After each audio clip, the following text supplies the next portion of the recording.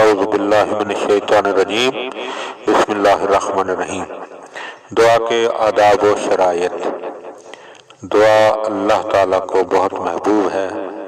لہذا محبوب عمل کو ترک نہیں کرنا چاہیے۔ دعا کے آداب یہ ہیں: انسان باوضو ہو کر دعا کرے، خوشبو استعمال کرے، رو بقبلہ ہو، وقت دعا گریہ کرے،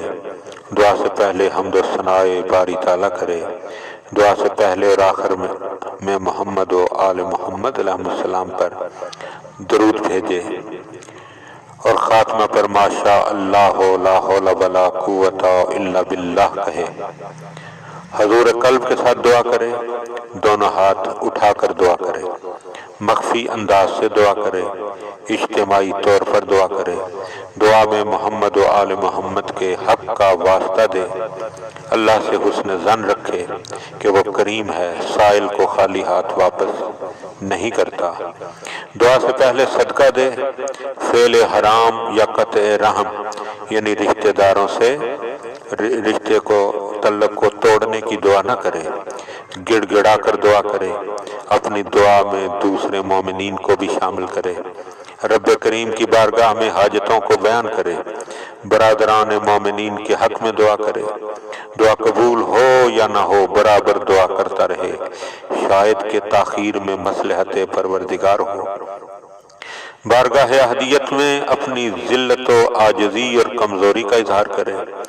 دعا کے بعد دونوں ہاتھوں کو چہرے پر ملے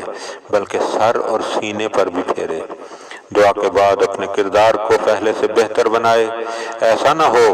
کہ بعد کے اعمال دعا کو قبول ہونے سے روک لیں، دعا کے ساتھ تمام محرمات اور معاصی کو ترک کر دے، بدنیتی، خبث باطن، نفاق، نماز میں تاخیر کرنا، والدین کی نافرمانی دعا کو قبولیت سے روک دیتے ہیں۔ بلا نازل ہونے سے پہلے دعا کرے، بندوں کے جملہ حقوق ادا کر کے دعا کرے، ورنہ جس کے ذمے کسی کا حق ہوگا اس کی دعا قبول نہ ہوگی۔ دعا کی عبادت ترجیحاً قرآن و معصومین کی تعلیم کردہ ہو،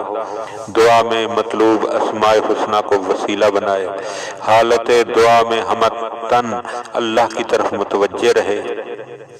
برادران ایمانی سے التماس سے دعا کرے، دعا سے پہلے گناہوں کا اقرار کرے کہ خوف پیدا ہو، دل نرم ہوگا تو آنکھ نم ہوگی اور دعا قبول ہوگی۔ دعا سے پہلے کثرت سے استغفار کرے، وقت دعا ہاتھ میں عقیق یا فیروزہ کی انگوٹھی ہو۔